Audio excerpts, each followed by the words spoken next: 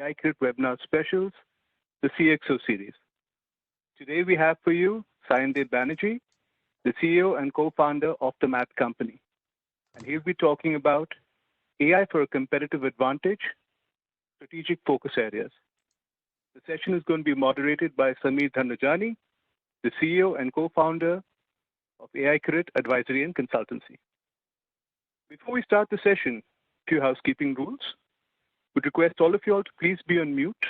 It'll help the speaking as well as the listening experience of everybody. We will be taking questions which we will cater to towards the end of the session. I would request you to please use the Q&A or the chat panel that you have in WebEx to put in your questions, and I will relay them to Sameer. I would like to start by giving a brief introduction of Sayan. So Sayan, as he is fondly known in the industry, is the CEO and co-founder at the Math Company. Sayan has been in the analytics industry since its nascency.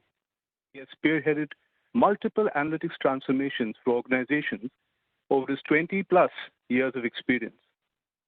Sayan was the first employee of the largest pure-play analytics services company, and as head of delivery, was responsible for building a team of over 5,000 employees. He was also one of the founding members of G Capital's Analytics Center. Sayan has a master's degree in quantitative economics from the Indian Statistical Institute, ISI. Sayan, it's an honor to have you with us. Thank you so much for making time. Thanks I'd like to now hand it over to Sameer. Sameer, over to you. Thanks, Ron, for the introductions, and Sayan, good to have you out here. Thank you so much for sparing time. And first of all, let me congratulate you in terms of building an incredible organization in a very quick turnaround time. It's onerous and arduous task, and given in the industry, we all know that it's not easy to kind of build, scale, and kind of create that momentum. But hats off to you in terms of what you've done. So many congratulations on that. Thank you, Sameer, and thanks for inviting me for this session. Pleasure. I think there are various facets, dimensions, Sayan, I would touch with you, and glad that we are talking in this forum, and I'm sure participants will have a lot of takeaways in terms of the nuggets of wisdom and the insights you will provide. Just to get the ball rolling, specifically until very recently, we've seen a metamorphosis in terms of AI being just not a technology. It got into mainstream of the business, then occupied the boardroom discussions in terms of decision making. Do you think in your scenario things will change post COVID? Yeah, something will definitely change. I think the COVID or the current crisis of such a kind of a big nature, and as I keep telling them, these are unprecedented times. Right? I don't think any of us forget about our lifetime or in many lifetimes have seen anything similar. So there has to be some impact, and it's always not easy to say, because one thing that we will keep reiterating in today's session, and I'm telling everyone, and I think everyone knows that the biggest factor right now in front of us is the uncertainty, right? Unlike many other crises where okay, this has happened, it has gone down by X%, gone up by Y%, and therefore kind of what is action. I don't think anyone still knows kind of what's the kind of end of this road. And I'm sorry, I don't want to start on a pessimistic note. I am an optimistic person, and I have a lot of optimism around it. But the truth is that we are living with uncertainty, right? But having said that, I'd like to think that the main changes that will happen, right, from where AI is, right, in the industry, in organizations, as you said, boardroom conversations, way of doing work. I clearly see that there is a clear polarization that may very well happen, and let me explain to you why. Sorry, can you say that again? Polarization. Can you say that again, please? Yeah, I'm saying there will be a clear polarization that will happen in the industry, and let me explain why and how. See, today we all know that irrespective of industries, right, organizations are at different levels of maturity. There are kind of the data native, for whom AI is the way of doing work, and I don't need to name all the usual names that we all know about, right? And then on the other extreme, you have organizations who are strangely enough, but are starting on the journey. Yes, there are many organizations, large companies, who are still doing it on an experimental basis, trying to figure out, can I get some value? And those questions are still not answered. Now, this kind of a crisis and all its other economic and other impacts, right? Impact on demand, impact on supply, I believe will make the leaders, basically it will create more inequality in the system. The rich will become richer and the poor will become poorer, right? I'm not going to delve into socio-economic topic. I'm purely going to talk about AI and I'm going to talk about industry. So the ones that are already seeing AI as a way of life, way of doing work, are absolutely going to do or rely more on that, right? They are going to intensify their all the way from investment, their adoption, and their kind of journey, and make it an even more integral part of their work. And we're seeing that already. It's not something that I'm saying purely as an hypothesis. I'll just give you one very interesting example. Walmart, right? I mean, the largest retailer, the largest company, they have a rapid response AI team which reports directly to Doug McMillon, the CEO of the company. Okay? On kind of day-to-day insights, and these insights are not very straightforward insights. These are not usual dashboards. There are pretty deep insights that people are generating almost on a daily basis as the COVID scene progresses. Now, that is the kind of adoption and importance you can see on one side of the organization, right? So that is one end of the spectrum. On the other end, see, it is very natural that when there is a kind of some crisis, something which is not your usual, human beings and these organizations are run by humans at the end of the day, right? We are not robots. So humans have a tendency to fall back on the basics. See, if I know that my basics is this, right, and I'm very good at doing ABC, there is always a tendency to fall back on basics. So I think people who have not really made a enough progress or a critical progress in that journey, they will fall back kind of on the other side of the spectrum. And this is I hope this does not happen, but it can very well happen in my mind. And we're already seeing that there are some retailers, for example, who obviously any of their forecast over the last 6 to 8 weeks have all gone out of the doors, right? I mean, anything that was developed using a JDA software, SAP software, given the volatility, none of them are matching. So now, instead of intensifying that effort, some of them are reverting back to guesstimate forecast, right? Given my overall business wisdom, I think this is the best forecast. So I'm taking a very simplest example just to illustrate how the polarization can happen more. So that is one clear thing that will happen. The other point that I want to also mention, and sorry, you can interject, but I think there are two things. One is the polarization, but even for the leaders, right, who are going to focus more on this, I am clearly seeing a change in priority, a reprioritization of your initiatives and your projects, right? Very simply, and this is not very difficult to kind of imagine. The things that are slightly more long-term, more higher-end innovation-oriented will take longer, but can give superlative return. I think some of them are taking a little bit of a back burner because, see, having said everything, resources are limited right now for most organizations across the globe. When the world economy is expected to shrink, you cannot be living in a world where resources are abundant. So clearly, this limited resources has to be used in the best possible manner. And that best possible manner is like, I would like to kind of compare it with this mad rush for vaccine for COVID that is going on, right? Every country, every lab is trying to develop that vaccine that will kind of be the ultimate cure.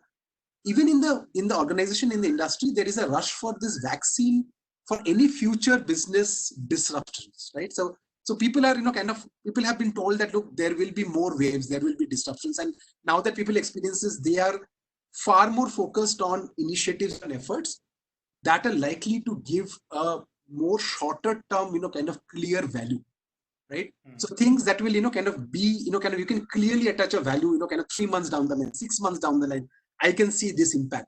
Those are getting definitely prioritized with the limited resources. So clearly there is a... If I pick up, Shine, what you said, and I want to just take some of your thinking over there. It's a great kind of let's say, build up what you said about these two aspects. Now, when you see that there is a short-term horizon in terms of a value, and specifically, you rightly said there has been a disruption in terms of the business plan for the organizations globally, which also includes the disruptions in how they would like to consume and adopt AI. Now, having said that, AI has also been very, if I use that word, notoriously blamed for the lack or kind of, let's say, the mechanisms of ROI not being there? I mean, and we may have our own views around that. The reason I want to link this particular question is, do you see some solid benchmarks, mechanisms happening in terms of AI maturity, AI adoption, which has a cascading impact on generating that short term and even longer term ROI for the clients and enterprises? Yeah, I mean, I definitely expect that to happen. Kind of, we call it benchmarking. Um, in what form? I unfortunately still don't have a good answer, right? And I know that there is some benchmarking that is going to happen because, as you said, we are notorious. This whole field is notorious for saying, there are a lot of good work that is happening, but the ROI is not clear, right? I mean, and this has been a I call sometimes a complaint that you have heard. I'm sure all of us have heard, right? And all of us have. Still, AI is the fastest growing kind of a practice segment across all exponential technologies. So Absolutely, but kind of this. But I know I think actually that's a great point that this crisis can actually take care of even that question of ROI. See the approach that okay, let's let's put in some effort, and I'm sure something great will come out. But let's not question because there is a lot of experimentation that needs to happen. Yes, experimentation needs to happen. You need to fail fast. You need to do a lot of small proof of concepts, right? You have to attain a critical mass. All of these are true. But having said that, we cannot afford to anymore keep the question on ROI completely out of the picture, right? It has to be brought into the picture. Yes, it will not be the same as some other investments. Yes, it might take a slightly different form, but unfortunately, if I would have had the answer, I would have kind of already gone and implemented it or told my kind of customers to do it. We are kind of seeing a lot of conversations around that, right? What's the best way to know that we are putting our resources in the best way? So that's my take on. And look, I think particularly on adoption, forget about benchmark. I think adoption, especially in the management of any companies, right, is a function of awareness as well. I think this is a perfect time in my mind where and already some companies are taking a leap on that, right? That you have to build on that awareness. You have to build on that awareness so that your awareness and your AI maturity, right, from a development perspective, has to almost go hand in hand. That's my perspective. That yes, some benchmarking will happen, but yeah. So just taking a deep dive over there, Shannon, your company, Math Company, works across global clients, Indian clients, and there is a whole, I would say, diversity in terms of GCCs, enterprises, startups, SMBs. Do you think the way all these 3, 4 segments of industry will consume AI will also change with this kind of a COVID scenario, or you believe no, it will be kind of, let's say, the same thing how you have seen the picture so far? No, I mean, I think, as I said in the beginning, right, there will be some changes. And let me, also talk about some of those changes on how people will consume AI. But whether, the different segments of the industry, right, the enterprises, the GCCs, the startups, I don't think that will differ a lot, right? And if I tell you at what level I'm thinking and talking, you'll clearly see that, that probably won't change much, right? The level at which I'm thinking about adoption of AI is, look, there are 2, 3 kind of things, and I'm sure we'll go more into it. And we keep talking about this AI for competitive advantage, right? And today, any of the segment that you talked about, right? Most of at least the leaders in each of these segments are talking about AI for competitive advantage, right? Very clearly. Now, for competitive advantage, now when there is a problem, what happens, right? For me to adopt AI, there is a very important question about time to value, right? I mean, can I really wait for 2 years to see kind of maturity and see monetization to see value, or can I see value earlier? There is this big question of time to value, right? Sure. And sometimes this this urge or this rush for time to value pushes people to look at off-the-shelf AI products. There are enough good products that are getting built, and people are, and this is irrespective of the segments in my mind. And obviously, sometimes the size matters. The larger the enterprises, they probably think that, okay, my problems are very unique, so I'll have to develop, not just think, that is true also, I'll develop something on my own. But the fact is that there are this off-the-shelf products that people are run for, and clearly they are time tested because people would have already used it, so risk is less and time to value is more. But having said that, given that it's an off-the-shelf product and it is supposed to solve the problem for not just you but for your competitors as well, so by that definition the competitive advantage is gone, right, in some manner. And particularly if you can afford to not go for that and do a custom solution, then it is very good. But then custom solution has its own problems on the other side, right? Custom solutions has, time to value is a big problem, right? It will take a lot because you're almost developing from scratch, right? While you can see more long-term value, you have unique outcome, you have competitive advantage, but time to value goes for a toss. So in terms of adoption, Samir, one of the things that not just we are seeing, we are also kind of making good progress in that direction is how do you do what I call as more custom AI solutions or rather custom AI apps. And what I mean by that, how do you marry this problem of a custom contextualized solution, right? For adoption, I think that is going to be very, very important because the first thing that you hear about adoption is, oh, look, this is a very generic problem. This is not my problem, right? So you have to gain that confidence that this caters to your problem and look, we are very, very contextualized. So that is one part of the scenario. But you also have to marry that with time to value. And that can only happen if you, kind of take a little bit of a hybrid approach between an off-the-shelf software solution to a custom solution build. And I'm sure you have heard this, I think Gartner is popularizing this word called serveware these days and a lot more. So how do you really build service and software together, even in the field of AI, right? With custom solutions, but with ready-made components built.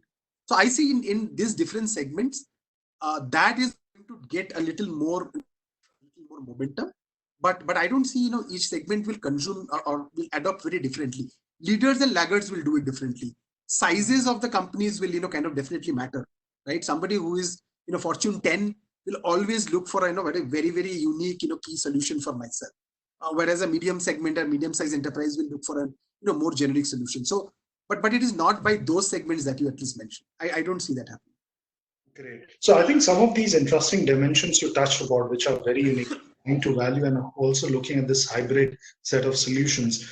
And back to the point, which is the main theme, Shayan, and you've got the ball rolling nicely. This AI for competitive advantage. Now, the fact over there, it's a proven kind of a, let's say, statement. Look, AI provides a very sustainable, very kind of a, let's say, focused competitive advantage. But on the other side, in the earlier part of the narrative, you also said, look, models are changing. There'll be those kind of a scaling fast, but also failing fast approaches as well. But if the plans keep on changing, and even if the time to market value gets squeezed, the time to showcase that competitive advantage also gets squeezed. Absolutely. Yeah. AI in that zone is also playing a Trojan horse or a secret sauce in terms of changing the decision making for the enterprises, boards, CXOs. Now, how does an organization, irrespective of their size and scale, look at building a sustainable model for competitive advantage leveraging AI? And I'm taking an agnostic approach, so you can feel free to kind of give, irrespective of the industry segment. We may come back, or you want to give some examples that will be helpful, please. Sure. No, I'll definitely give. No, I think that's a great question, and why kind of I'm what is going on in my mind is see, there are very interesting dimensions which are already there. See, some of these challenges are not new. We know that, right? I mean, in terms of adoption and this, it's just that the current crisis is making them either accentuated or giving a different dimension to the problem, right? Like as you said, your time to value or time to showcase competitive advantage or time to is getting squeezed. So how do you do it in a more kind of a rapid kind of impact fashion, right? So see, I mean, there are one thing which I'll say first, right? See, traditionally there has been a divergence in many cases between a business strategy and an AI strategy, right? And unfortunate, but in many cases, I'm sure you have seen that. I have seen that. The AI agenda has moved in its own direction, right? Based on these are some of the global standards, these are some benchmarks, and the business strategy has moved in a different direction. The first thing that has to happen is that has to completely kind of converge, right? It cannot be two different lines. I know it sounds very very simple or sometimes very trivial, but whoever is in the practice, I'm sure you will recognize that it is not simple at all. It takes a lot. And those who are able to bring that closer are the ones who are already seeing advantages and will see far more, kind of competitive advantage or whatever you want to call it, kind of they'll win, kind of big, right? So that is one. So what I mean is, let's take these two questions, right? How do I differentiate my business from competition? Very simple question. And the other question is, how can AI or any related tools, right, help me to differentiate? Now, these sometimes become like two different questions altogether, and there are different parts of the organization chasing that. Now, it almost has to become a sequential questions. First question, what is my business strategy to differentiate, right, from my competition? And therefore, what are the AI and other solutions that are going to help me make that differentiation happen? And I'll give you classic example from the same industry, right? You take Tesco, right? Tesco, and you take retail. You take Tesco and you take Woolworth, kind of from Australia. Now, Tesco has made a strategic bet on loyalty as a differentiator, right? Whereas if you look at Woolworth and you talk to deep inside, talk to their executives, all focus is on SNOP, all your sales and operations, kind of part of that. Now, in this case, as you can see, that the business strategy comes first. That if I have decided that as a business, I'm going to differentiate based on loyalty, clearly my AI focus has to be based on loyalty. Right? I cannot have a great AI supply chain solution, whereas my main focus, I'm not saying that's not important, but I'm saying my main focus is on loyalty. So how do I really, kind of understand my customer base? How do I differentiate? How do I learn more, right? How do I use, social media, natural language processing? A lot of different things can be done. Let's not get into that. But for a Woolworth, right, some of these are not the right AI initiatives. So this is just one simple example of how, kind of same industry, two different, kind of leaders, right? Depending on the business strategy, will have to have a different AI roadmap or an AI strategy. So it cannot be an AI roadmap independent of the business strategy. So again, coming back to your point, I think these are the times, right, when this convergence has to happen big time, right? And it's almost like a one signal for everyone that if you are not able to converge, if they continue to move in different directions, the whole thing will die, right? Because business will take precedence. So it is very important that that convergence happens.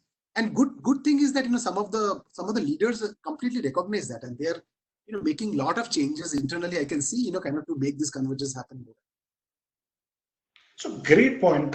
So one of the narrative which is standing out, Shine, what you started off with, this whole convergence of business strategy with the AI strategies or the AI priorities, and how you gave examples about the Tesco, Woolworth, and even Walmart previously. But one of the things which struck me, does it also mean, and this is linking to the same question, a head of analytics or a chief analytics or AI officer has a seat on the table when it comes to all this business strategy discussion? Do you see that happening in the conversations or as part of, let's say, your client meets or discussions, or it's still at a very infancy level? What's your take on it?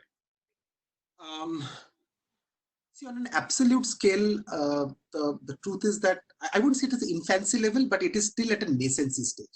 But having said that, if you see the rate of change, even in my 3+ years of just math company experience, forget about my earlier experiences, just in my math company experience and talking to a whole lot of clients across different industries across the globe, what is very, very kind of great to see is the rate of change of that, right? So I'm not a number guy in that sense. I don't want to say 2% was doing it, now 10%. But for example, if it was 2% doing it, now it is 20% doing it. It's really that much of a change. But having said that, I really would wish that it is 100%, right? So that's why I'm saying it is still at a nascency. It is not at kind of like at 0%. Clearly not. There are quite a few. I just gave you an example. I gave you an example for the largest company in the world, right? I mean, there is a rapid response team which directly, forget about the seat on the table, they directly interact with kind of the CEO of the company on day-to-day insights on as that COVID situation progresses. Now, clearly that was created based on the current situation, but that shows the mindset, right? That I'm willing to have you right on the table on any other strategy, on any other decision. And I've seen that happening with many other leaders, to be honest. So the rate of change is very encouraging, but it's still at an nascency stage. I mean, there is still a lot more to be done.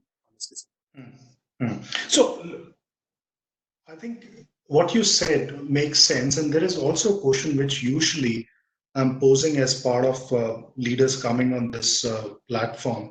You talked about the nuts and bolts of AI strategy, Shine. And for an organization to derive competitive advantage, you rightly said it's a journey. There are different methods, approaches.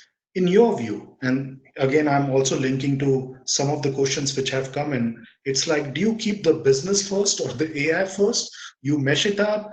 How does this whole road mapping, strategy building of AI, and also linking with the various business strategic objectives happens at the same time? And what is that you observe? Any particular sector also, if you can highlight, that will be wonderful in terms of just amplifying that, please.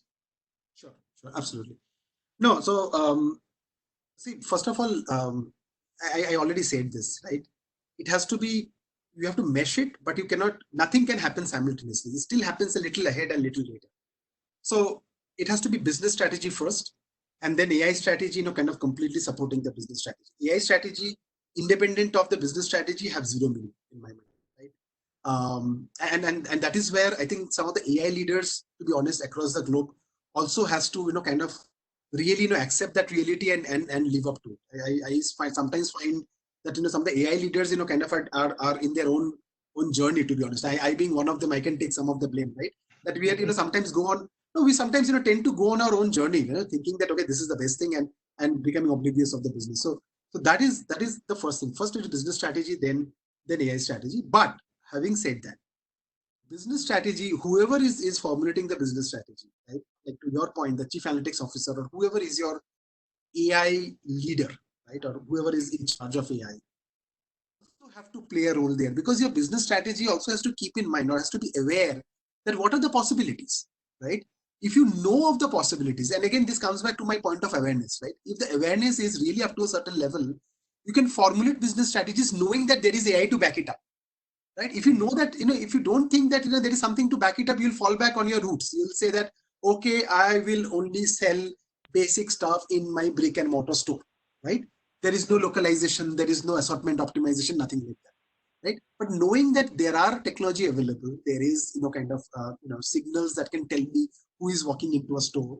A CPG company can very well, kind of track prices based on looking at a lot of, unstructured data and all the good stuff.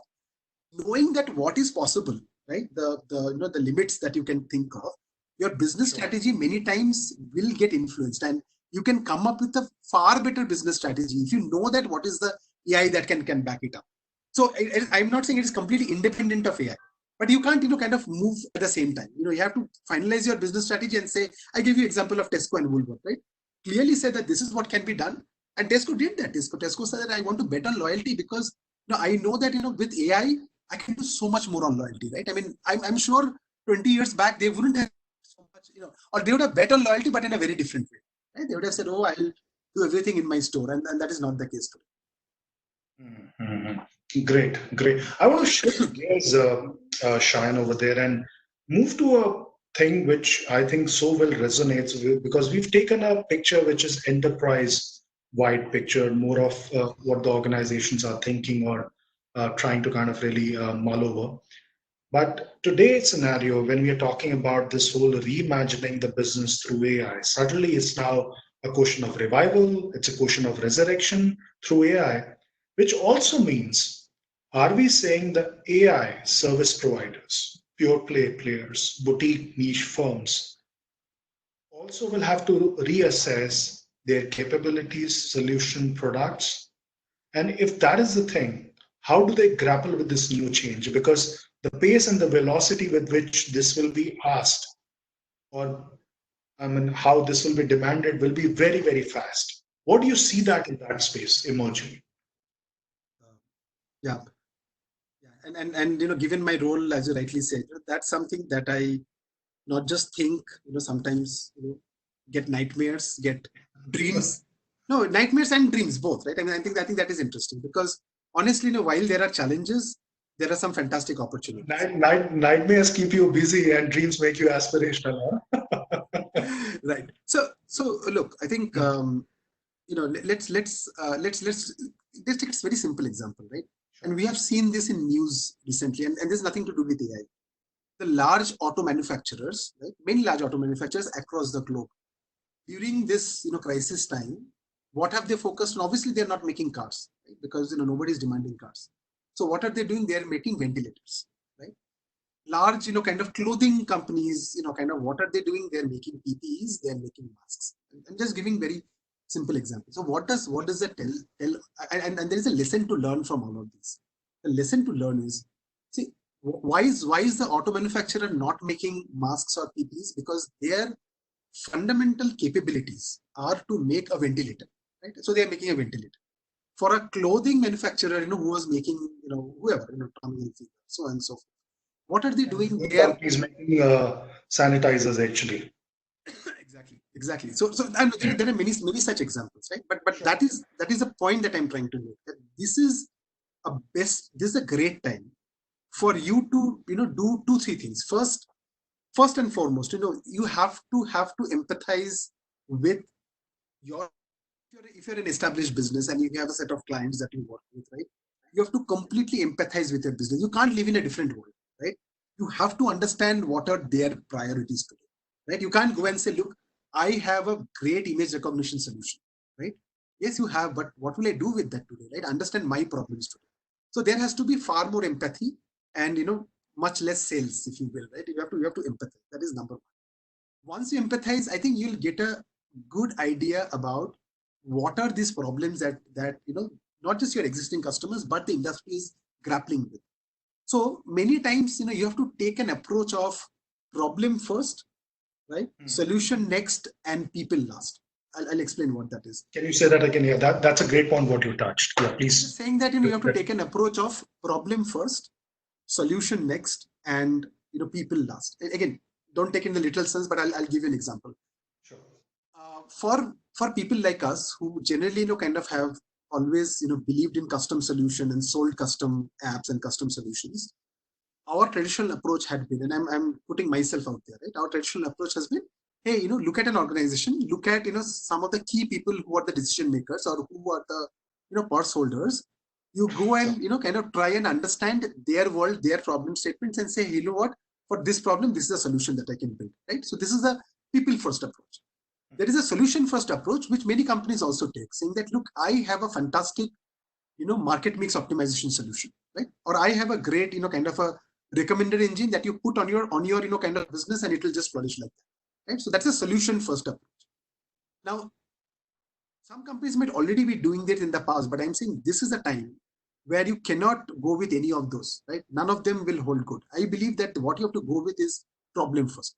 Empathize and understand, what is the problem that is today, the organization, the enterprise is kind of dealing with, right? As a service provider, that you understand. Once you understand that, you try and see, based on your fundamental capabilities, you might have a great, NLP. You have a great team who are, wizards in terms of natural language processing. But if they're wizards in natural language processing, that they know some of the nuts and bolts very well. Right? For example, they know Python very well. I'm just breaking it down and making it real. Can I use this knowledge in Python, right, to do something else? Maybe to do, kind of understand, kind of signals or image signals, to do more of manufacturing automation, right, for that same company, because they have a factory as well, right, for whom you're doing a lot of work. So suppose I'm, kind of looking at a, large food manufacturer, right? I was probably, working with their R&D group in the past, right? And I'm using a lot of my natural language processing, natural language generation probabilities with their R&D group to understand, what are some of the new research in terms of food, what they should be aware of, what they should be not aware of, blah, blah, blah. So that was what I was doing, and that's a solution that I was pretty well known for. But today, the company is not worried about any new food discovery. They primarily want to produce food in the right manner, right? I mean, their complete focus has shifted, and every dollar is going there.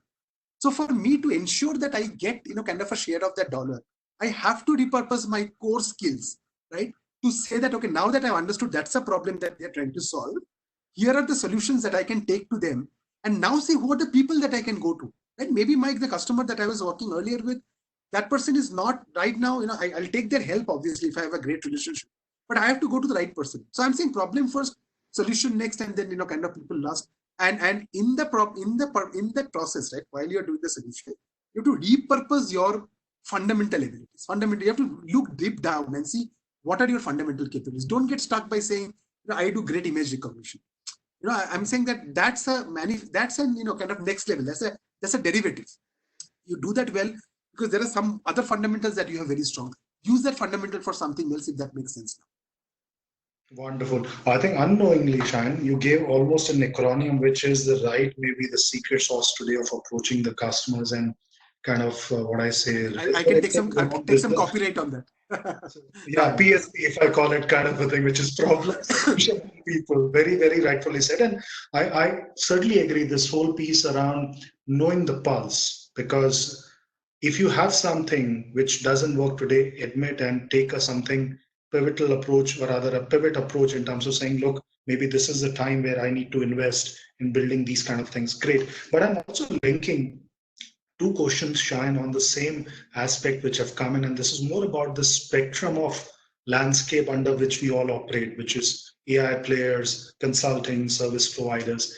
Now, in the initial part of the narrative, you said about this whole business strategy convergence with the AI strategy. Now, that's been a bastion and a forte of consulting firms. And we all know that today consulting firms have also jumped into analytics, AI kind of consulting. Now, on the other side, we have AI pure play providers, very niche boutique, but very, very focused firms kind of a thing. How do you see this landscape evolving? Do you think the consulting firms will have an edge in terms of how they operate, or you believe AI pure play firm, because of their deep entrenched knowledge, SME will continue to kind of have much more upper hand? How do you see this entire spectrum evolving? And also to the other question, I'm sorry, I'm merging, is any consolidation you see in this space as a part of M&A or a larger set of deals or pursuits happening over there? Yeah, let me start with the last part of the question. I think we all know there is a lot that is already happening, right? If you look at McKinsey or a Bain or a Booz, they are on an acquisition spree as far as kind of AI boutique players are concerned. So that is definitely on the cards. It is already happening.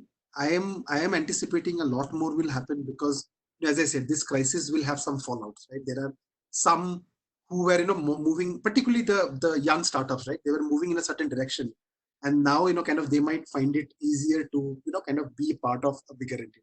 It's obviously a call that people will take. There are definitely more, and I have seen a lot of those, and obviously I can't give you the details, but there are a lot of a call for collaboration for sure, right? Can we collaborate and take a collaborative solution to the client? Because this brings to the first part of your question. The first part of your question is a very pertinent one. But look, I think if you particularly take BCG and McKinsey, right, on this side, or on the Big Four side, if you take an EY, or if you take a PricewaterhouseCoopers, Deloitte, right? I think their journey in AI, started with analytics, more of AI, machine learning. I don't think it is anything new, right? Yeah, relatively new for sure, but clearly, at least last 4 or 5 years, right, 3-4 years, clearly, they have been putting a lot of effort. Right? If you look at, McKinsey create a horizontal, which is their analytics horizontal, right, across the globe. It was formed at least 4 years back, if I remember correctly, if my memory serves me right, and then they have been focusing on that. So that's nothing new, right? But again, there will be in my answer there will be some bias because I obviously represent kind of one side of this story. But genuinely, right, and the reason for I'm not an entrepreneur for ages. It's just the last 2 years, right, 3.5 years. So I have decided to take this path because I clearly saw that there is an opportunity for niche focused players. I won't even call boutique. I'll say focused players, right, in AI to play that role where the execution is important. I think any of these, the Big Four, the strategy, the giants, whoever you want to call it, they are definitely great in strategy, and I'm saying this with all kind of right humility that I don't think any of the core AI players can ever start become a strategy player. Right? That's not the intent. But once you have the strategy and once you have the roadmap, right? And by the way, earlier what I was saying about the roadmap and strategy is for the enterprise to decide, and they will more likely probably will join hands with one of these large players to create their strategy. But when it comes to execution on that strategy in particular, even after they have invested in capabilities, I have, and that's how I stand where we said at the beginning, I have seen that the smarter ones, right, the buyers, the enterprises, the smarter enterprises, they understand, kind of whom to put the bets on. That is my take, right? But yeah, there are obviously players again who are more on the earliest stage of the journey. They, kind of obviously lack that maturity, and therefore many times what happens honestly is they don't really understand how to bring two or three of these different kind of players and create a interesting, kind of a combination. Because there are system integrators also in this whole play. You can't, kind of miss them out. There are all the TCS, Infi, whatever, etc. So there is another. So how do you bring them with their own strengths and have a very effective play? I think some of the leaders I've seen, they have figured it out and they know it very well. But for some of them who are more earlier stage of the journey, naturally so, right? They would like to say, okay, you are creating my strategy. Can you go ahead and implement it? Now, to implement it, some of these big guys, they might either go the M&A route to acquire the capability, or they might be kind of taking it from or collaborating with somebody to make that happen. But clearly, there's a room. To your question, I think there is a room for both of these players to exist, and I have seen first-hand example of that to kind of say that very confidently. Awesome. So you believe there is a room for, everyone to exist, and I think somewhere else in the mid of your narrative, you also said the co-collaboration pieces and the collaboration with the like-minded kind of, let's say, players, or just to augment your capabilities could be the end thing as you mentioned. Great. One of the point, Shaina, and this is again a question which has come, and I will take that. I think there is a lot of steady stream of questions which are coming in. I hope I do justice to taking some of those ones. We mentioned about enterprises and all, I think in a large way, but there is a large segment about startups and SMBs. And for them, I think the very reason they survive is creating a competitive edge and advantage and a vantage position for themselves. What can AI do over there? And do you feel in your conversation with the startups or SMB organizations, are they still at a very early stage? Do they get what AI could be in terms of the larger picture, or you believe there is a very different story altogether happening over there? No, so first thing, I think in terms of acknowledging that AI can make a difference, I think 80-90% get it. They first of all acknowledge that AI can make a difference. In the recent times, in the last couple of years, I don't think I have been part of any conversation where somebody is completely in a denial mode saying that, oh, I don't need AI, I have my fundamentals correct, right? I know what my business is. I've not, these are conversations 10 years back. 10 years back, I'm sure all of us had many such conversations, right? Hey, right. Kind of, I don't need any of these, I know my business. But last 2-3 years, and that's a great time for us to, kind of be very happy about who all are in this field. Now, having said that, let me tackle each of these segments very differently. See, startups is a very different story. Startups, particularly a startup in today's world, right? And a technology startup in some manner. I think AI is almost given into it. You take any startup. I don't have to even go to any names. I think if they don't have AI as a part of their overall kind of the product or whatever platform they're building, I think they are living in some different world, right? So for them, AI absolutely is already playing a role, and most of them are doing it themselves. For example, I actually talked to many of them, many of these kind of startup guys, who are doing some excellent things on the environment side. The other day I was telling somebody who was doing some work on cold supply chain, right? I mean, there are many of these very interesting companies. Now, if you look at these companies, if you talk to them, many of them do talk to me, right, more on an individual capacity, right, to more understand that, hey, what, this is how we're thinking. What do you think? What do you think are the opportunities? But in terms of getting it done, they absolutely believe, and this I'm talking of the good startups, right? They believe that this is so kind of important for me, so much of my own part of my own value proposition that it is integral to me. I don't need an external entity, a math company, to come in and do anything of that regard. You can help consult with me, help me to get started, but I'll have to do it myself, just like I have to build the platform myself, right? Something like this, right? So that is the story of startups that I see. SMBs is a very different segment. SMB, startups, like I said, 100%, they all agree. SMB, there is still a little bit of a mix, for the right reason. But SMBs also have this, unlike the large entities, right? The large enterprises, the Fortune 500, they don't necessarily have the right amount of capital to invest. See, because sometimes there is also, investment incentive is intensive, right? It's not that, you You just pay a dollar and then you go. So they are interested in AI, right? Provided the model is right. And what I mean by that, if it is something that they can pay as they go, really, really in bite size, right? In some manner, be it a SaaS product or be it something where you use a unit of that and you pay for that. Many of them are definitely willing to experiment, try it out and see the value, and then but continue to pay as you go, right? To invest in and buy a product for a few $1 million and whatever X $1 million and then see the long-term benefit. I have seen reluctance from that perspective, and I can understand why that is so, because as a percentage of for many of them as their total P&L, it has a very significant impact, right? I mean, unlike people who runs their revenues in billions, for them it really doesn't matter. So therefore, kind of the same solution that I would sell easily in a large CPG company, for a small and medium enterprise, they'd say, can I use the utility as an utility, right? So either you sell it as a SaaS product or you do some manner of pay as you go. But so that the model becomes important here rather than anything else. Got it. So one of the things, Shannon, this is a question which has two aspects, one strategic and one really tactical, but pertinent in terms of, again, current times. Is this thing around on one side where we have this a bit of uncertainty. What happens at a strategic level where the current AI engagements, which are ongoing, what should the leaders be doing in terms of mitigating the concerns of the clients, existing clients, and saying, look, yeah, this is how we operate. This is how we need to kind of build. The story is clear. So one is that kind of a, let's say, question which is there in the minds of everyone. Second is to the point what you also said about how startups and SMB will consume AI, pay as you go and as you see the impact. How does the new set of models and engagements 3 months, 6 months down the line will look like for AI? Will there be more chunky, larger pursuits, RFI, RFP-led deals, or there'll be like, again, those run-of-the-mill POCs, you cobble it together, you make it a lumpy one, or there'll be more of COE-led deals? So I'm taking both together just to kind of address the two questions which have come in. And that's, in fact, question which I'm sure many of us are even asking everyone in terms of right direction. So your views, please. Yeah, so again, I'll start with the second part of the question, right? Because as you said, it's more tactical.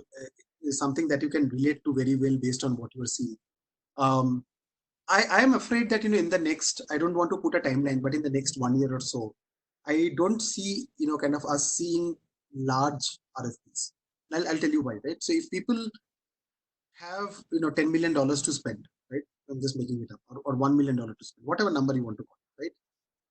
Given the whole uncertainty element that I said right at the beginning, people would like to do it in steps, right? Nobody would like to commit on that on get-go, because the last 2 months have taught people that whatever you planned in January, right, or even late January, for some large retailers, February to January is a cycle. So late January, early February, they planned something.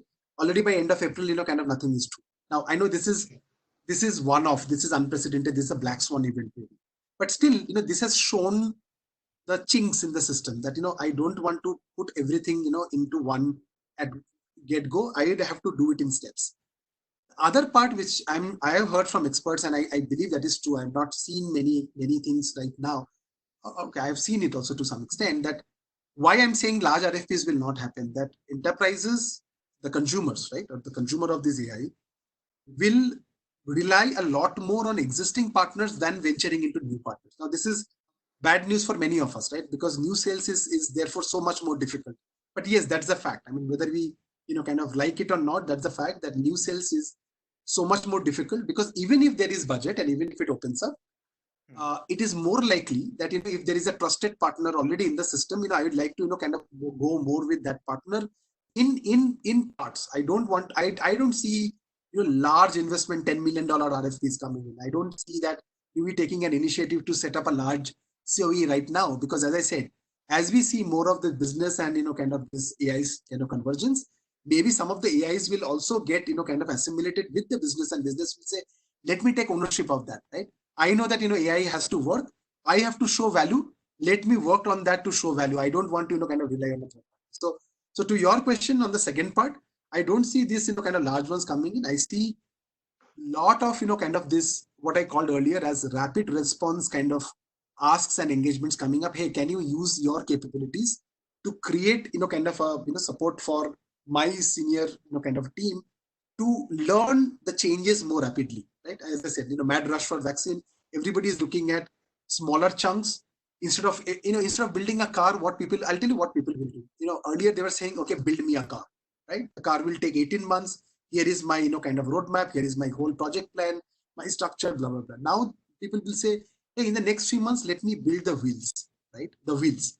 And let me actually use the wheels. Let me, kind of push for adoption of the wheels, because today nobody's using wheels also. They're all walking, they're running, something like this, right?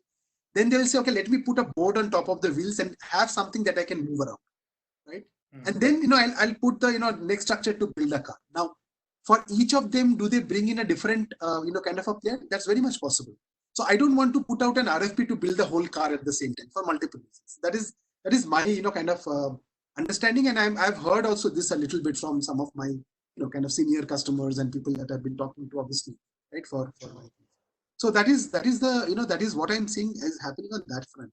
Now, on the existing AI engagements, right? I think you have to look at what is happening on both sides of the coin, right? On one side are the enterprises who are initiating this, kind of initiatives, or who are initiating this big projects or things, and then we as the providers, right, the pure play, kind of providers, or whatever, who are the providers, we are working with them. Now, clearly, as I said, some deprioritization will happen. Whether we want or not, there will be some projects that will go on the back burner. Now, the question is that, how I, as a provider, still ensure that, I don't, because that project has gone on a back burner, doesn't mean I go out of the building, right? I will absolutely have to be in the building. And that is what I was saying earlier, that if I start by empathizing as to what is the need, yes, cars are not needed. There is no demand for cars, but ventilators is a big need today, right?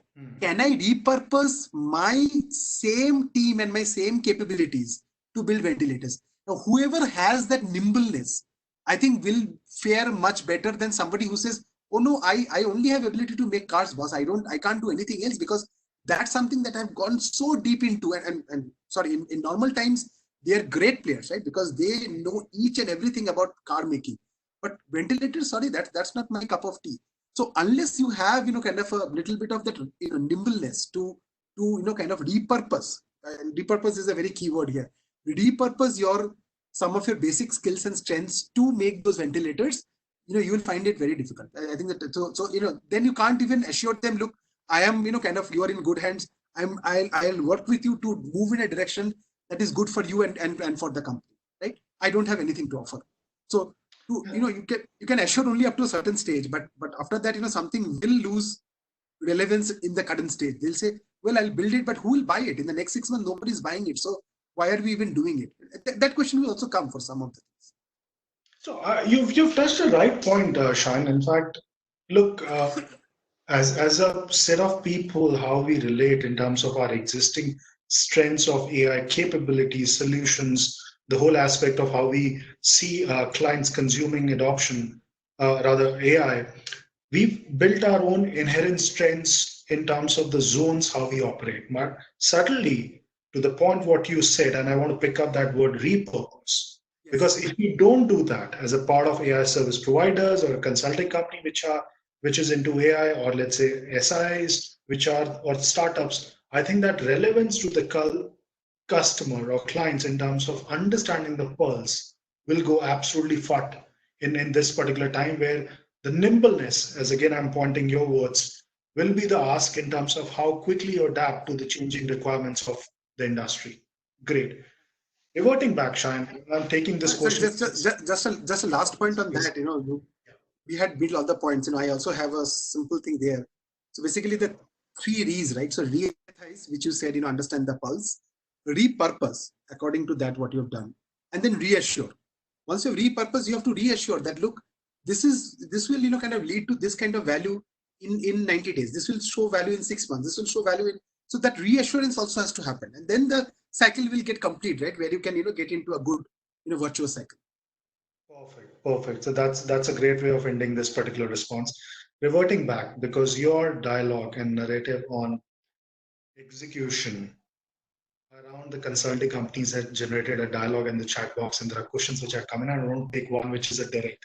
So in a mode, what you're saying, Shayan, and I'm quoting the question verbatim, that the companies like McKinsey and BCG, who have those AI capabilities and strategies and talent, do not match the nimbleness of Math Company in terms of how Math Company as a pure play provider operates? Good question. I would like to believe so. Being direct, because that's how the question is. No. Fantastic. No. See, the more controversial and debatable the question is, the better. Maybe it's a question you may have to answer in terms of the larger picture. That look how this whole spectrum of AI is also evolving or gets consumed. No, I'll answer it. It's not that difficult because I have seen that playing out client after client. Okay, so I'm not, whatever I'm saying is not a theoretical response. I'm saying because you can understand that we if you've known about the Math Company, we work with large Fortune 500 clients, and each of them has all of these inside the building. Right? They have a McKinsey, BCG, Bain, EY, kind of Accenture. Right? They have everybody in the floor, right? And sure. and they come up for discussions. There has been enough meetings where we are in the same meeting. All of that has happened. Now, first of all, I believe that yes, we have that nimbleness, and that is nothing. That's not too difficult to understand because we are we're a small company compared to this large mammoths, right? I mean, they're a large company with there is much more inertia in terms of movement. We are nimble. We are even more nimble in our first year, right? When we were only 20-30 people, we are much more nimbler. Now with close to 400 people, we are not as nimble, and as we grow, in size, obviously we'll be less nimble. So there is no, that is not rocket science behind it, right? And some companies are more nimble, some companies are less nimble. But in terms of, what enterprises see in each of us, as I said, there are leaders, there are companies who have, been practicing this for a while. They are, on the higher side of the maturity scale. We find a lot more acceptance from those players because, as I said, they know, where a McKinsey or a BCG fare very well, and they know where a Math Company will fare very well. And I'm giving you very clear examples that, Sure. Absolutely they'll work with a BCG or a McKinsey to do their AI roadmap, to even do their overall customer roadmap. How do I really build a customer-centric organization, customer first? But that will get broken down into very specific use cases that needs to be built. When it comes to those use cases, the leaders know that and when I say Math Company, I'm representing a few other players in that category. They know that we will be able to develop, if not a better, but a more sustainable and definitely a cost-effective solution. Let's also put that into the table, right? That's an important factor as well. And when I say sustainable, because with the cost that you run with the Math Company, you can do many more such experiments. With a McKinsey, you cannot. Again, no, nothing against McKinsey, great company, BCG, but these are their models, right? These are each of our models. Sure. So, but when it comes to a relatively less matured company, for them, it is easy, and I can completely understand that already McKinsey is in the boardroom. They are already doing my overall strategy, right? I will feel more safe, quote unquote.